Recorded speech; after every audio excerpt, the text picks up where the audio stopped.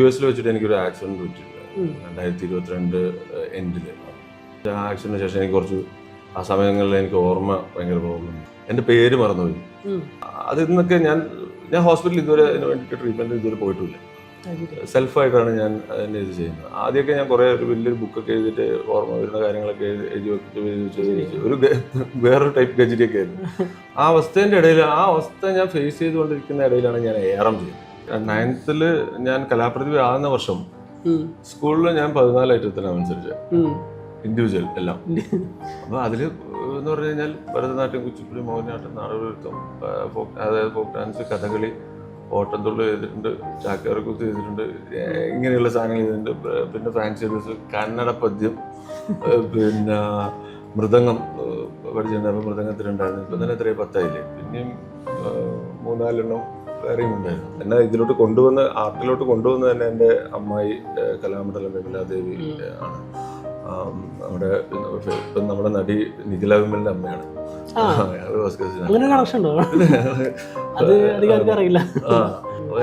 ഞാൻ അവിടെ നിന്ന് പഠിച്ചിട്ടുണ്ട്.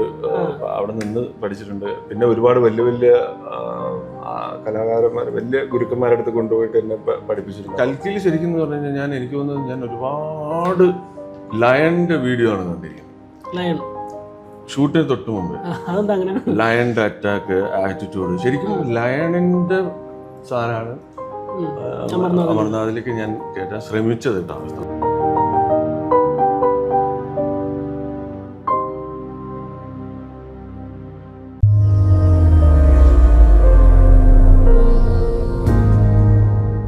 ചെയ്തു വെച്ച കഥാപാത്രങ്ങളുടെ എണ്ണം വളരെ കുറവാണ്, 6-7 നേരത്തെ സൂചിപ്പിച്ച പോലെ തന്നെ. പക്ഷേ എല്ലാം നല്ല ഓർമ്മിക്കപ്പെടുന്ന അല്ലെങ്കിൽ നന്നായിട്ട് ആളുകൾക്കിടയിൽ സ്വീകാര്യത കിട്ടിയ കഥാപാത്രമാണ്. പക്ഷേ ഒരു ആക്ടർ രീതിയിൽ സ്വയം നോക്കുമ്പോൾ അണ്ടർ റേറ്റഡ് ആണ് താനെന്ന്, അങ്ങനെ ആ രീതിയിൽ എന്തെങ്കിലും ഒരു തോന്നൽ വന്നിട്ടുണ്ടോ? എനിക്ക് ഒരുപാട് മെസ്സേജസ് അങ്ങനെ വരുന്നുണ്ട്. അല്ലെങ്കിൽ ഞാൻ പല സ്ഥലത്തും ഇങ്ങനെ ആൾക്കാർ മെസ്സേജസ് ഇട്ട് കാണുന്നുണ്ട്. അപ്പം ഒന്ന് അത് കാണുമ്പം ഒരു നമ്മളോട് കാണിക്കുന്ന ഒരു സ്നേഹം കൂടിയാണ്. അങ്ങനെ ഒരു ടോക്ക് വരുമ്പോൾ അവർക്ക് ആഗ്രഹമുണ്ട് കൂടുതൽ കാണാനുള്ളതിൻ്റെ ഒരു ഇതാണ്. അപ്പം അതിനെനിക്ക് ഒരു സന്തോഷവും അവരോട് സ്നേഹമുണ്ട്. പക്ഷെ പേഴ്സണലി എനിക്ക് എന്ന് പറഞ്ഞു കഴിഞ്ഞാൽ നമ്മൾ ഒരുപാട് പടങ്ങൾ എനിക്ക് ചെയ്യാൻ പറ്റാതെ അല്ലെങ്കിൽ നിന്നിട്ടുണ്ട്. അല്ലെങ്കിൽ ഞാൻ കറക്റ്റായിട്ടാണ് വഴി മുന്നോട്ട് പോകുന്നത് എന്നുള്ളത് എനിക്ക് പേഴ്സണലി എൻ്റെ കാര്യം അങ്ങനെയാണ്.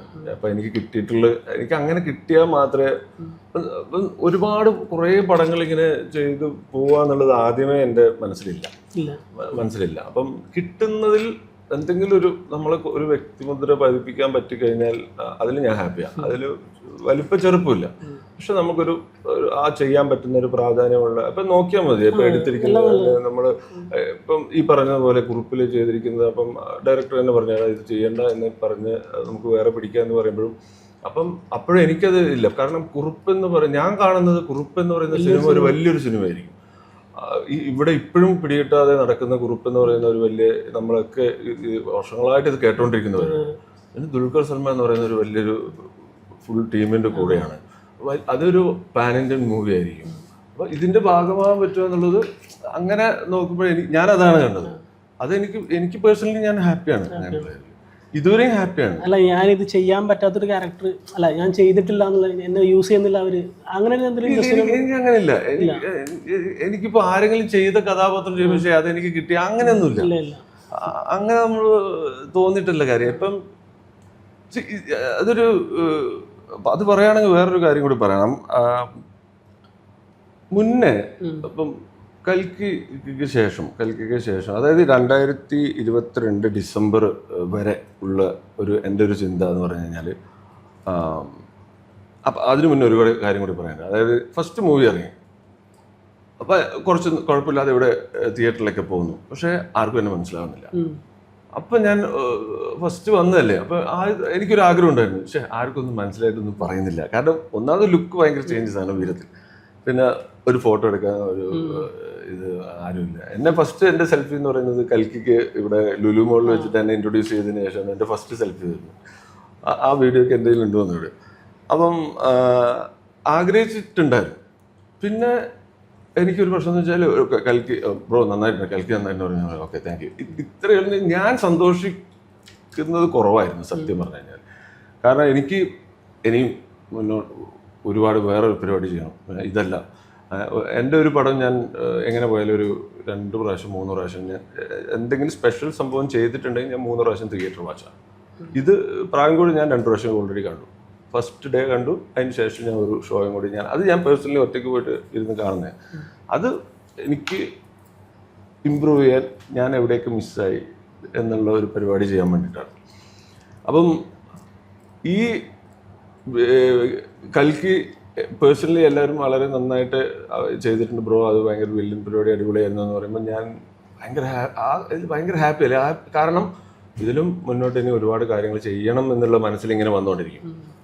പക്ഷെ എനിക്കൊരു US വെച്ചിട്ട് എനിക്കൊരു ആക്സിഡന്റ് പറ്റിയിട്ടുണ്ട് 2022 എൻഡിൽ.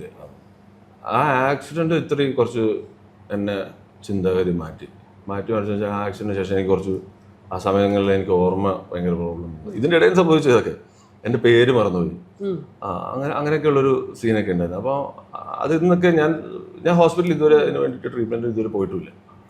സെൽഫായിട്ടാണ് ഞാൻ അതിൻ്റെ ഇത് ചെയ്യുന്നത്. ആദ്യമൊക്കെ ഞാൻ കുറേ ഒരു വലിയൊരു ബുക്കൊക്കെ എഴുതിയിട്ട് ഓർമ്മ വരുന്ന കാര്യങ്ങളൊക്കെ എഴുതി വെച്ച് ഒരു വേറൊരു ടൈപ്പ് ഗജറ്റിയൊക്കെ ആയിരുന്നു. പിന്നെ ഇപ്പോൾ ഒരു 2-3 ആപ്പ് ഉണ്ട്. ആ ആപ്പിലാണ് ഓരോന്ന് എഴുതി വെക്കുക. വളരെ സിമ്പിളായിട്ടുള്ള കാര്യം വരെ എൻ്റെ നഖം കട്ട് ചെയ്യണം, നെയിൽ കട്ട്, അതുവരെ ഞാൻ എഴുതി വെച്ചിട്ട് ചെയ്യണം. അങ്ങനെയുള്ളൊരു അവസ്ഥ ഉണ്ടായിരുന്നു. ആ അവസ്ഥേൻ്റെ ഇടയിൽ ആ അവസ്ഥ ഞാൻ ഫേസ് ചെയ്തുകൊണ്ടിരിക്കുന്ന ഇടയിലാണ് ഞാൻ ഏറം ചെയ്യുന്നത്. അത് കഴിഞ്ഞപ്പോൾ എനിക്ക് തോന്നിയൊരു കാര്യമുണ്ട്. ഞാൻ ആ ഒരു ആക്സിഡൻറ്റ് ഇപ്പോൾ എനിക്ക് വേറെ എന്തെങ്കിലും പറ്റി ഞാൻ തീർന്നു പോയിട്ടുണ്ടെങ്കിൽ ഞാൻ എന്തിനു വേണ്ടിയിട്ടായിരുന്നു മുന്നോട്ട് അല്ലെങ്കിൽ ഫ്യൂച്ചറിൽ ഇങ്ങനെ എന്തോ ഒരു സംഭവം നടക്കാൻ പോകുന്ന കാര്യത്തെക്കുറിച്ച് ഭയങ്കരമായിട്ട് അതിലോട്ട് ഇങ്ങനെ ഫോക്കസ് ചെയ്തിട്ട് ഉള്ള ഒരു സമയത്ത് ഞാൻ ആസ്വദിക്കുന്നില്ല. അതുകൊണ്ടായിരിക്കും ഞാൻ പേഴ്സണൽ ഇൻ്റർവ്യൂസോ കാര്യങ്ങളോ ഒന്നും ഞാൻ അധികം കൊടുത്തിട്ടില്ല. അല്ലെങ്കിൽ സെൽഫായിട്ടുള്ളൊരു മാർക്കറ്റിംഗ് നമ്മൾ ചെയ്യുന്ന കഥാപാത്രത്തിലൂടെ അറിയുക, കുറച്ച് നമ്മൾ ഒതുങ്ങി കൂടിയിട്ടുള്ള ഇങ്ങനെ കുറച്ച് ഫ്രണ്ട് സർക്കിളോ അങ്ങനെയൊക്കെ ആയിട്ട് ആഗ്രഹിക്കുന്ന ഒരാളാണ് ഞാൻ. പക്ഷേ ഇപ്പം ഈ പടത്തിനാണ് ഞാൻ ഇങ്ങനെ ഒരു ആദ്യമായിട്ട് ഇങ്ങനെ ഇരുന്ന് സംസാരിക്കുന്നത് തുടങ്ങിയത്. അതായത് നമ്മൾ ഇപ്പം ഞാൻ സന്തോഷിക്കുന്നു, ഈ പടം ഈ ഒരു മൊമെൻ്റാണ് ഞാൻ സന്തോഷിക്കുന്നത്. നാളെ എന്നുള്ളത് ഞാൻ വിട്ടുകൊടുത്തിരിക്കുകയാണ്. അതുകൊണ്ട് അതിന് ശേഷമുള്ള പടങ്ങൾ ഞാൻ എടുത്തിരിക്കുന്നത് വെച്ചാൽ ഇതെൻ്റെ ആദ്യ പടമാണ്, ഇതെൻ്റെ അവസാന പടമാണ്. ഈ വേറൊരു പടത്തിന് വേണ്ടി ഞാൻ ഇതിൽ കോംപ്രമൈസ് ചെയ്യില്ല. വേറൊരു പടത്തിന് വേണ്ടിയിട്ടും ഞാൻ ഇനി വരാൻ പോകുന്ന ഒരു പടത്തിന് വേണ്ടിയിട്ട് ഞാൻ ഇതിലെന്തെങ്കിലും കോംപ്രമൈസ് ചെയ്യാൻ പോകുന്നില്ല. കംപ്ലീറ്റ്ലി ഇതിന് എന്ത് വേണമെങ്കിലും ചെയ്യാൻ, ഏത് രീതിയിൽ ട്രാൻസ്ഫോർമേഷൻ ചെയ്യാനും ഏത് രീതിയിലും മേക്ക് ഓവർ ചെയ്യാനും അത് കഴിയട്ടെ. നാളത്തേക്ക് വേണ്ടിയിട്ടുള്ള ഒരുപാട് പരിപാടികൾ പിടിക്കാറില്ല ഇപ്പോൾ. അതുകൊണ്ട് ഭയങ്കര ഹാപ്പിയാണ്. ഇതെൻ്റെ ഒരു ലൈഫ് ലെസണാണ് എനിക്ക് കിട്ടിയിട്ടുള്ളത്. അത് ഭയങ്കര ഒരു എന്നെ ചേഞ്ച് ചെയ്തിട്ടുള്ള ഒരു കാര്യം. അങ്ങനെ ആയിരിക്കണം. ഞാൻ എല്ലാവരോടും പറയുന്നത്, ശരിക്കും പ്രേക്ഷകരോടും പറയാനുള്ളത് ഇതൊക്കെ തന്നെ. കാരണം ഇത്രയേ ഉള്ളൂ.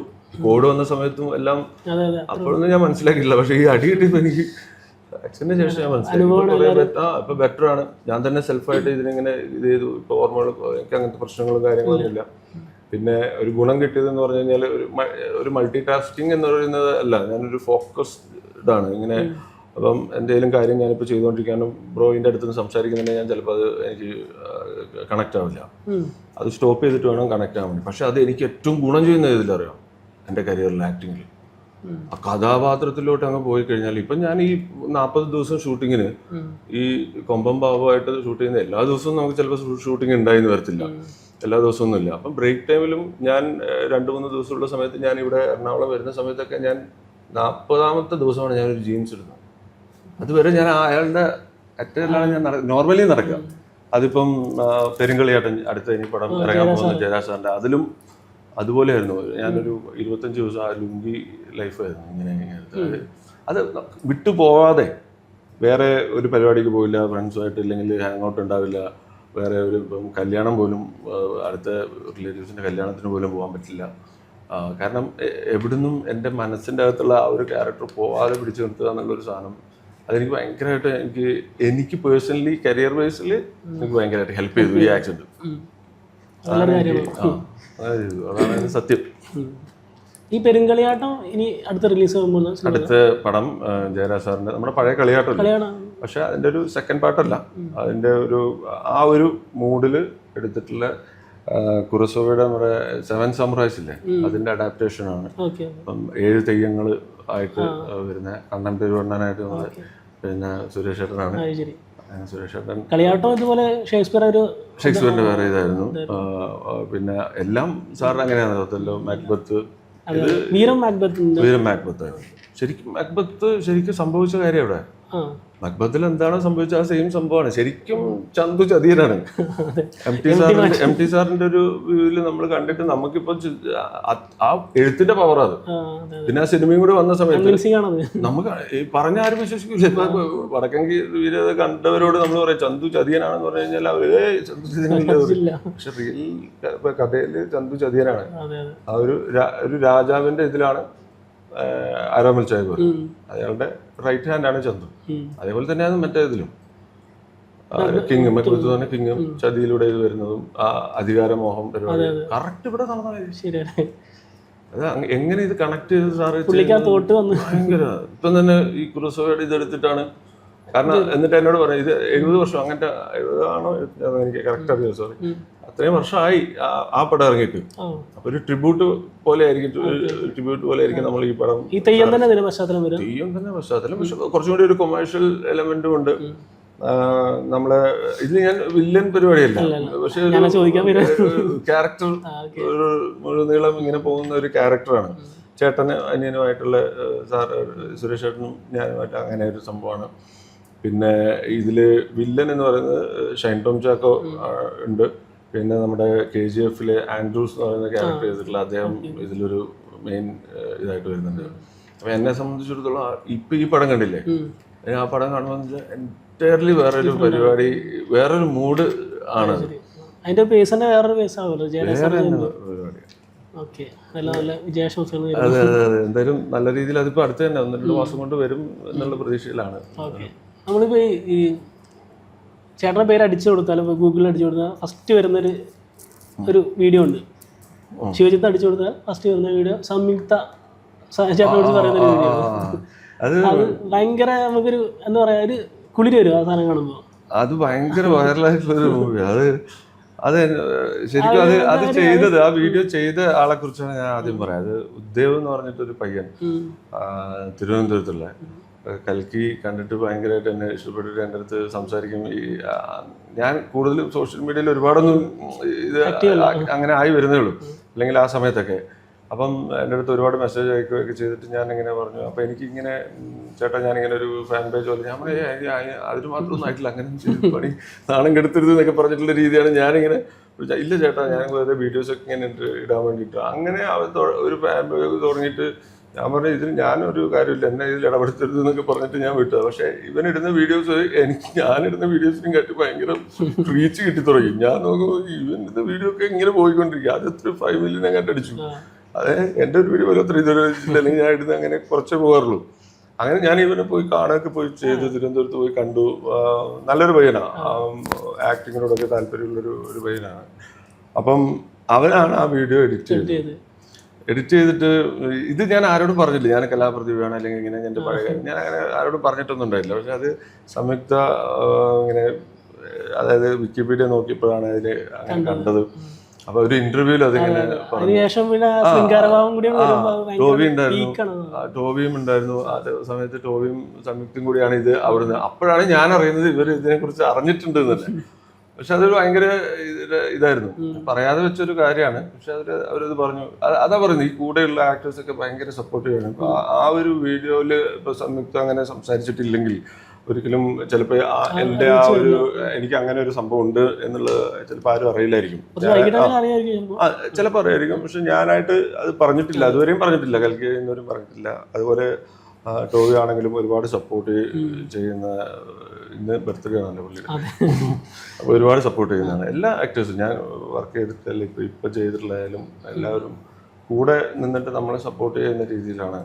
അങ്ങനെ ആയിരിക്കണം. അതുകൊണ്ട് തന്നെയാണ് നമ്മളെ ഇൻഡസ്ട്രിയിൽ അങ്ങനത്തെ ഒരു മൊത്തത്തിലൊരു ടീം വർക്ക് എന്ന് പറയുന്നൊരു പരിപാടിയുണ്ട്. അല്ലാതെ ഇങ്ങനെ ഒരു സെക്ഷൻ അങ്ങനെ ഞാൻ അധികം കണ്ടിട്ടേ ഇല്ല. ഈ കൊമ്പൻ ബാബുവിന് ഒരു ശൃംഗാരഭാവം ഉണ്ടെങ്കിൽ അതെങ്ങനെയായിരിക്കും? കൊമ്പൻ ബാബുവിന് ഒരു ശൃംഗാരഭാവം നൈസായിട്ട് കാണിച്ചിട്ടുണ്ടല്ലോ ഇതില്. അതുണ്ട്. ആ മറ്റേ നായിക ചാന്ദിനി നമ്മുടെ ഷാപ്പിലോട്ട് നടന്നു വരുന്ന സമയത്ത്, ഇയാള് ഇങ്ങനെ വരുന്ന സമയത്ത് ആദ്യം ഞാനൊരു നോർമൽ വാക്കായിരുന്നു അതിൽ. അപ്പൊ എന്നോട് ഡയറക്ടർ പറഞ്ഞു, എനിക്ക് ചില സിനിമയിൽ ഈ മറ്റേ ലാലേട്ടനൊക്കെ ഇങ്ങനെ നടന്നു വന്നിട്ട് ഒരു നോട്ടം നോക്കില്ലേ, അങ്ങനെ നോക്കാം. ഞാൻ പറഞ്ഞു എനിക്ക് അതുപോലെ ചെയ്യാൻ പറ്റുമെന്ന് അറിയില്ല. അങ്ങനെ പുള്ളിക്കൊരു അത് പക്ഷെ ഒരാളുടെ ഒരു പെർസ്പെക്റ്റീവിൽ അങ്ങനെ തോന്നുന്നതാണ്. ശരിക്കും അങ്ങനെ സംഭവിച്ചില്ലോ എന്നുള്ളത് അല്ല, അങ്ങനത്തെ തോന്നുന്നതാണ്. പിന്നെ കൊമ്പൻ ബാബുവിന് ശൃംഗാരം പുള്ളിക്ക് എല്ലാ ഭാവം വരും, പക്ഷെ പുള്ളിക്ക് ഒരു സ്ഥായി ഭാവം എന്താന്ന് പറയാ, ഒരു വികാരമില്ല. അതാണ് പുള്ളിയുടെ ഞാൻ രസമാണ് ആ ക്യാരക്ടറിലോട്ട് ഇങ്ങനെ എത്തുമ്പം. നമ്മൾക്ക് എപ്പോഴും സ്ക്രിപ്റ്റ് വരുമ്പോൾ അല്ലെങ്കിൽ ഡയറക്ടർ നമ്മളടുത്ത് പറയുമ്പോഴും ഇന്ന സമയം തൊട്ടുള്ള ഒരു കഥയായിരിക്കും അല്ലേ. കൊമ്പൻ ബാബുവിനെ അത് കാണിക്കുന്നത് ഇയാൾ വരുന്നതും ഇയാളെ കുറിച്ച് കാണിക്കുന്ന ഇയാൾക്ക് ഒരു ഏജ് ഉണ്ട് ഒരു മോർ ദാൻ 40 ഉള്ള അല്ലെങ്കിൽ 15 അടുത്തുള്ള, എന്നാലും ഇയാൾ കരുത്തനുമായിരിക്കണം. അപ്പോൾ അയാളുടെ ഇരുത്തം വന്നൊരു സംസാരമായിരിക്കണം, അയാൾക്ക് ഭയങ്കര ഫാസ്റ്റ് ആയിരിക്കത്തില്ല. അപ്പോൾ ഏജ് കൂടുന്നതോറും നമുക്ക് ഏജിൻ്റെ ഡിഫറൻസിൽ നമുക്ക് ഇത് മാറും.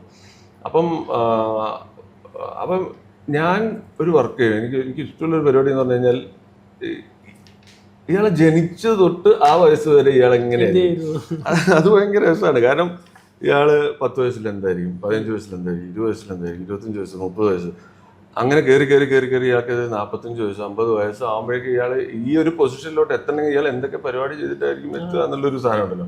ഈ വർക്ക് ഞാൻ ചെയ്യും, അത് രസമുള്ള ഒരു പരിപാടിയാണ്. അപ്പം അതിന് ചിലപ്പോൾ ഡയറക്ടേഴ്സിനോട് ചോദിക്കാം, അവർ ചില ഡയറക്ടേഴ്സ് ചിലപ്പോൾ അതിനെക്കുറിച്ച് ചിന്തിച്ചിട്ട് പോലും ഉണ്ടാവില്ല. അങ്ങനെ അയാളെങ്ങനെ അതിപ്പോൾ എങ്ങനെ ആയിരിക്കും എന്നുള്ളൊരു കൺഫ്യൂഷൻ വരും. പക്ഷെ ഞാൻ അതിനൊരു സ്റ്റോറി ഇല്ലെങ്കിൽ ഞാനൊരു സ്റ്റോറി ഉണ്ടായി കൊടുക്കും. കൽക്കി ചെയ്യുന്ന സമയത്ത് ഞാൻ എങ്ങനെയായിരുന്നു, ഇയാള് 100 എത്രയോ ഞാൻ ഒരു പേപ്പറിൽ ഞാൻ എഴുതി വെച്ചിട്ടുണ്ട്, 100ൽ പരം മുകളിൽ ഇയാൾ കൊലപാതകം ചെയ്ത ഒരാളാണ്. അപ്പോൾ അതെനിക്ക് കിട്ടിയൊരു പരിപാടി എന്ന് വെച്ചാൽ, ഞങ്ങളുടെ നാട്ടിലൊരു കോഴി മേടിക്കുന്ന ഒരു കടയുണ്ട്. ഇതൊക്കെ ഭയങ്കര വേറൊരു കോമഡി കൂടിയാണ്. അപ്പോൾ അവിടെ പുതിയൊരു പയ്യൻ വന്നിട്ട് ഈ പയ്യന് ഈ കോഴീനെ ഇത് ചെയ്യാൻ വേണ്ടിയിട്ട് ഭയങ്കര ഇതാണ്, ജോലി വേണം താനും, എന്നാലും കോഴീനെ ഇറക്കവും വേണം എന്നുള്ള സീനാണ്. അപ്പോൾ ഇവൻ ഭയങ്കരമായിട്ട് പ്രശ്നമാണ് ഇവനിത്, ഇങ്ങനെയൊക്കെ ഇട്ടിട്ട് അവൻ മാറി ഓടിപ്പോവുക. അപ്പം അങ്ങനെയുള്ളവരെ ഇപ്പം ആ ജോലി മുന്നോട്ട് കൊണ്ടുപോകാൻ പറ്റില്ല. പക്ഷെ ഞാൻ കുറച്ച് കാലം കഴിഞ്ഞ് പോയ സമയത്ത് ചേട്ടാ എന്താ വേണ്ട എത്രയും വേണ്ട, അവൻ അത്രയും എക്സ്പീരിയൻസ് ആയി. അപ്പം അത്രയും കൊലപാതകം ചെയ്ത ഒരാൾക്ക് കേസിൽ ഒരു സംഭവം ഉണ്ടാവില്ല, അയാൾ ഡെഡ് ആയിരിക്കും, അയാൾക്ക് ഉണ്ടാവില്ല. ആ സാധനമാണ് അങ്ങനെ മറ്റേ ഇതിലുള്ള ഈ ഒരു ക്യാരക്ടറിലേക്ക് എങ്ങനെ ക്യാരക്ടറിലേക്ക് കൊണ്ടുവരും. അപ്പൊ എക്സ്പീരിയൻസ് എന്ന് പറയുന്ന സംഭവം ഉണ്ടല്ലോ നമുക്ക്, അത് ഞാനായിട്ട് തന്നെ ഉണ്ടാക്കേണ്ട ഒരു പരിപാടിയാണ്. ആ ഒരു പ്രോസസ്സൊക്കെ എനിക്ക് ഭയങ്കര ഇഷ്ടമാണ്. അതെ, ആ പ്രോസസ്സ്. പിന്നെ ഞാൻ ഒരിക്കലും ഏതെങ്കിലും ഒരു ആക്ടേഴ്സ് ചെയ്തത് വെച്ചിട്ട് അതിനെ റെഫറൻസ് ഞാൻ ചെയ്യാറില്ല. ഇപ്പം നമ്മൾ വില്ലൻ പരിപാടി എന്തെങ്കിലും ചെയ്യുമ്പം എന്തെങ്കിലും അങ്ങനെയാണെങ്കിൽ വേറെ പടങ്ങൾ കണ്ട് അല്ലെങ്കിൽ കുറെ ഇംഗ്ലീഷ് മൂവീസ് കണ്ട് അങ്ങനെ കണ്ട് ആസ്വദിക്കാറേ ഉള്ളൂ. കാരണം അത് അതിൽ നിന്ന് എന്തെങ്കിലും എലമെന്റ് എടുക്കാൻ നോക്കിക്കഴിഞ്ഞാൽ അത് ഒരു മിമിക് അല്ലെങ്കിൽ അത് നമ്മുടെ സാധനം അതിന് ഇല്ലാതെ പോകും. അപ്പം അത് ഞാൻ അധികം ആരുടെ പറഞ്ഞില്ലെന്ന് തോന്നുന്നു. ഇപ്പം കൽക്കിയിൽ ശരിക്കും എന്ന് പറഞ്ഞു കഴിഞ്ഞാൽ എനിക്ക് തോന്നുന്നത് ഞാൻ ഒരുപാട് ലയണിന്റെ വീഡിയോ ആണ് കണ്ടിരിക്കുന്നത്.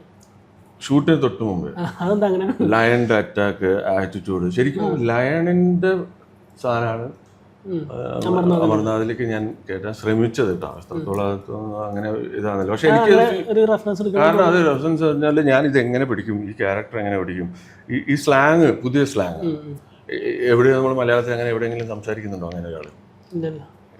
കൽക്കിലുള്ള ഈ ഭയങ്കര ഏറ്റക്കുറച്ചിലും ഭയങ്കരമായിട്ട് ഒരു മ്യൂസിക്കൽ സ്ലോ മ്യൂസിക് ഒരു സൈക്കോ സംഭവത്തിന്റെ ഒരു ഇതാണ്. ഈ നഞ്ചങ്കോട്ടയിൽ വന്ന ഒരുത്തിനും ആളായിട്ടില്ല. എന്നിട്ട് പോസാണ് ഈ സൈലൻസ് കൊടുക്കും, ഇനി ആളായാൽ അങ്ങനെ പറയുന്ന ഒരു സ്ഥലം ഇല്ല കേരളത്തിൽ. പക്ഷെ ഈ ക്യാരക്ടറിന് അങ്ങനെ ഒരു ഇത് കിട്ടാൻ കാരണം എന്ന് പറഞ്ഞു കഴിഞ്ഞാൽ, ഞാൻ ഒരു വീഡിയോ അറിയാതെ യൂട്യൂബിൽ ഒരു വീഡിയോ ഉണ്ട്. അതായത് കുറേ ഹൈനസ് ഒരു ലയണിനെ അറ്റാക്ക് ചെയ്യാൻ വരുവാണ്. 10-12 എണ്ണം ഉണ്ട്. അപ്പം ഞാൻ നോക്കുമ്പോൾ ഇതിങ്ങനെ അവിടുന്ന് ഇവിടുന്നൊക്കെ ഇങ്ങനെ വന്നിട്ട് ലയണിനെ ഇങ്ങനെ വളഞ്ഞിങ്ങനെ വന്നുകൊണ്ടിരിക്കുകയാണ്. അപ്പം ഞാൻ വെച്ചോ ഇത് ഭയങ്കര സീനാണല്ലോ ഇത് കണ്ടുകൊണ്ടിരിക്കുന്ന സമയത്ത് ലയണിനെ കാണിക്കുമ്പോൾ ലയനെ ചാടിച്ച് അവൻ അത് മൈൻഡ് ചെയ്യുന്നില്ല ആ വരവ്. പക്ഷെ അവനൊരു ബോർഡർ വെച്ചിട്ടുണ്ട്. ആ ബോർഡർ ക്രോസ് ചെയ്യുന്നവരെ പുള്ളി ഒന്നും ചെയ്യില്ല. ആ ബോർഡർ ക്രോസ് ചെയ്ത് കഴിയുമ്പോൾ ഇവരുടെ ആക്ട് എഴുന്നേപ്പം ആ എഴുന്നേപ്പിൽ തന്നെ ഈ സ്പ്രെഡായി. ആ സാധനം എനിക്ക് ക്ലിക്കായി.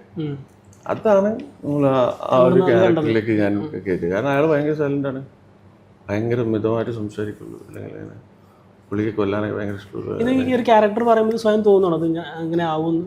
ഇത് തന്നെയല്ലേ ചിന്ത. അപ്പം എന്തെങ്കിലുമൊക്കെ കണക്ട് ചെയ്ത് വരും. ആ സമയത്ത് വേറെ ഒന്നും ചിന്തിക്കാൻ പറ്റില്ല. വേറെ നമ്മൾ ആ സമയത്ത് ഒരു ട്രിപ്പ് പോകാൻ ഫ്രണ്ട്സ് വിളിച്ചു കഴിഞ്ഞാൽ എനിക്ക് പോകാൻ പറ്റില്ല. പോയാൽ തന്നെ ഭയങ്കര ഇറിറ്റേഷൻ വരും. തിരിച്ച് എങ്ങനെയെങ്കിലും എത്തി, കാരണം നമുക്ക് സമയമില്ല, ഇത് വൃത്തികേടാവോ ചെയ്തിട്ട്, ഇങ്ങനെയൊക്കെയുള്ള കുറേ ചിന്ത ഭയങ്കര ടെൻഷനാണ് ആ സമയത്ത്. ടെൻഷൻ എന്ന് പറഞ്ഞാൽ ഇത് നമ്മൾ ഡയറക്ടറിന് അയാളുടെ മനസ്സിൽ കണ്ട ഒരു സാധനങ്ങളിൽ നമുക്ക് കൊടുക്കാൻ പറ്റണം. ഞാൻ ആഗ്രഹിക്കുന്നത് അതിൻ്റെ മുകളിൽ കൊടുക്കാൻ പറ്റണമെന്നാണ് ഞാൻ ആഗ്രഹിക്കുന്നത്. അപ്പം അങ്ങനെ പറ്റിയാൽ നമ്മൾ രക്ഷപ്പെട്ടു. ഒരു ARMൽ അങ്ങനെ ഒരു സംഭവം എന്ന് പറഞ്ഞു കഴിഞ്ഞാൽ അത് ജിതിൻ്റെ ഒരു ഇത്. പിന്നെ ഞാൻ ജിതിനോട് ചോദിച്ചപ്പോൾ ജിതിൻ ലാൽ എൻ്റെ ഡയറക്ടർ, എൻ്റെ സുഹൃത്താണ്.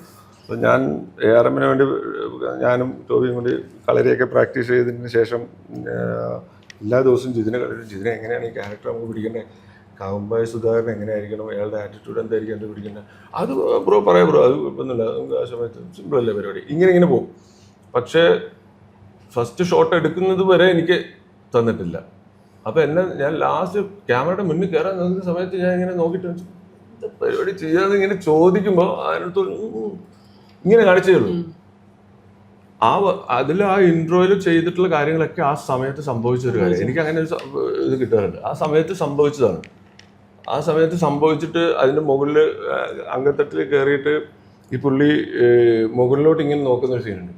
അത് ഭയങ്കര രസമായിട്ട് വന്നിട്ടുള്ളൊരു സീനാണ്. പക്ഷെ സത്യത്തിൽ എന്താ പറയുക, ഇവനെന്താ കട്ട് വിളിക്കാത്തത്, ഇങ്ങനെ ഇതാണ് സംഭവിച്ചത്, ഇവനെന്ത് കട്ട് വിളിക്കാത്തത്, അതാണ് ഞാൻ. പക്ഷെ അതെന്താന്ന് പറയുമോ സംഭവം, പിന്നെയാണ് എൻ്റെ ഗുരുക്കൾ പറഞ്ഞത്. അതായത് നമ്മുടെ നക്ഷത്രങ്ങളുടെയും ഇതിൻ്റെയൊക്കെ ഇത് വെച്ചിട്ട് കാലം നോക്കി പയറ്റുന്ന ആൾക്കാരുണ്ടായിരുന്നു. അതായത് ഇത് നോക്കിയിട്ട് ഇത് പോസിറ്റീവാണോ നമുക്ക് എന്ന് നോക്കിയിട്ട് പയറ്റുന്ന ആൾക്കാർ പണ്ടുണ്ടായിരുന്നു. അതങ്ങനെ ആയി പിന്നെ. പക്ഷെ അത് ഓട്ടോമാറ്റിക്കലി എനിക്ക് ആ ഒരു സമയത്തുള്ള ആ ഒരു ഒരു പവറിൽ എനിക്ക് ചെയ്തു പോയിട്ടുള്ളൊരു കാര്യമാണ്. അങ്ങനെ എനിക്ക് കിട്ടും ചില സമയത്ത്, എങ്ങനെ എനിക്ക് കിട്ടാറുണ്ട്. അതിൽ ഭയങ്കര സന്തോഷം. പിന്നെ ഞാൻ ചോദിക്കുമ്പോൾ അവൻ പറഞ്ഞതെന്ന് വെച്ചാൽ, ബ്രോ എൻ്റെ കയ്യിലൊരു സാധനമുണ്ട്, ബ്രോ ഇടുന്ന ഒരു സംഭവം അതിൽ കുറവാണെങ്കിൽ ഞാൻ പറഞ്ഞാൽ പോരെ, അല്ലെങ്കിൽ ബ്രോയിൻ്റെ എന്തെങ്കിലും കിട്ടിയാലോ എന്ന് വിചാരിച്ചിട്ട്. അങ്ങനെയാണ് അതൊരു ഡയറക്ടറിൻ്റെ ഒരു ഭയങ്കര ഒരു ഹെൽപ്ഫുള്ളാണ് അത് നമുക്ക് ആസ് ആൻ ആക്ടർ. അപ്പോൾ ഈ വർഷത്തെ കലോത്സവം കണ്ടായിരുന്നു? ഈ കലോത്സവത്തിന് എനിക്ക് പോകാൻ പറ്റിയിട്ടില്ല. അതിന് മുന്നത്തെ ഒരു വർഷം ഞാൻ പോകാറുണ്ട്. ഇടയ്ക്ക് ഞാൻ 1-2 ദിവസമൊക്കെ ആയിട്ട് പോകും. പക്ഷെ അങ്ങനെ ആ സമയത്ത് യൂത്ത് ഫെസ്റ്റിവല് 9th ഞാൻ കലാപ്രതിഭ ആകുന്ന വർഷം സ്കൂളിൽ ഞാൻ 14 ഐറ്റത്തിനാണ് മത്സരിച്ചത്, ഇൻഡിവിജ്വൽ എല്ലാം. അപ്പോൾ അതിൽ എന്ന് പറഞ്ഞു കഴിഞ്ഞാൽ ഭരതനാട്യം, കുച്ചിപ്പുടി, മോഹിനിയാട്ടം, നാടകനൃത്തം, അതായത് ഫോക്ക് ഡാൻസ്, കഥകളി, ഓട്ടംതുള്ളൽ ചെയ്തിട്ടുണ്ട്, ചാക്യാർകൂത്ത് ചെയ്തിട്ടുണ്ട്, ഇങ്ങനെയുള്ള സാധനങ്ങൾ ചെയ്തിട്ടുണ്ട്. പിന്നെ ഫാൻസി ഡ്രസ്, കന്നഡ പദ്യം, പിന്നെ മൃദംഗം പഠിച്ചിട്ടുണ്ട്. അപ്പോൾ മൃദംഗത്തിലുണ്ടായിരുന്നു. ഇപ്പം തന്നെ എത്രയും 10 ആയില്ലേ. പിന്നെയും 3-4 എണ്ണം വേറെയും ഉണ്ടായിരുന്നു. അപ്പം ഇതങ്ങ് എല്ലാത്തിനും പങ്കെടുക്കും. എന്നിട്ട് അവിടുന്ന് എനിക്ക് എന്ത് 10 എണ്ണത്തിനാണെന്ന് തോന്നുന്നു എനിക്ക് സ്കൂളിൽ ഫസ്റ്റ് കിട്ടിയത്. പിന്നെ സബ് ജില്ലയിൽ പോകും. പിന്നെ ജില്ലയിൽ എത്തുന്ന സമയത്ത്, കണ്ണൂർ ഡിസ്ട്രിക്റ്റിൽ എത്തുന്ന സമയത്ത് 6 എണ്ണത്തിന് എനിക്ക് പോകാൻ പറ്റി. സ്റ്റേറ്റിൽ എനിക്ക് 5 ഫസ്റ്റ് കിട്ടി. അന്ന് ഒരു മറ്റേ ഇതിലൊക്കെ റേറ്റപ്പ് ഒക്കെ വന്നു വെച്ചാൽ ആ സമയത്ത് 2 റെക്കോർഡൊക്കെ ഇട്ടു. കാരണം ഇപ്പോഴും ആ റെക്കോർഡ് അങ്ങനെ ഉണ്ട്, അത് ഏറ്റവും കൂടുതൽ പോയിന്റ്സ്. കാരണം അത്രയും ഫസ്റ്റ് അന്ന് ആ സമയത്ത് കിട്ടിയുണ്ട്. പിന്നെ ഇതേ പറയുന്നത്, ആ സമയത്ത് എൻ്റെ കഴിവാണെന്ന് ഞാൻ ഒരിക്കലും ആ സാധനത്തിനോട് പറയില്ല. കാരണം 14 വയസ്സുള്ള എനിക്ക് ഒരു ആഗ്രഹവുമില്ല. ഒന്നാമത് എൻ്റെ സ്വഭാവത്തിന് പറ്റി, അല്ലെങ്കിൽ ഞാൻ ഇങ്ങനെ രാവിലെ എഴുന്നേൽക്കണം, ഡാൻസ് പ്രാക്ടീസ് ചെയ്യണം, അല്ലെങ്കിൽ മൃദംഗം പ്രാക്ടീസ് എന്ന് എനിക്ക് ചിന്തിക്കുന്ന ഒരു ആളല്ലേ. വീട്ടുകാർ ഭയങ്കര ഫോഴ്സ്ഫുള്ളി അല്ലെങ്കിൽ ഇത് സപ്പോർട്ട് ചെയ്തിട്ട്, പിന്നെ ഗുരുക്കന്മാർ വളരെ അടിപൊളിയായിട്ടുള്ള വലിയ വലിയ ഗുരുക്കന്മാരെടുത്ത് പഠിക്കാൻ വേണ്ടിയിട്ട് എനിക്ക് പറ്റിയിട്ടുണ്ട്. എന്നെ ഇതിലോട്ട് ആർട്ടിലോട്ട് കൊണ്ടുവന്നത് തന്നെ എൻ്റെ അമ്മായി കലാമണ്ഡലം വിമലാദേവി ആണ്. നമ്മുടെ നടി നിഖില വിമലിൻ്റെ അമ്മയാണ്.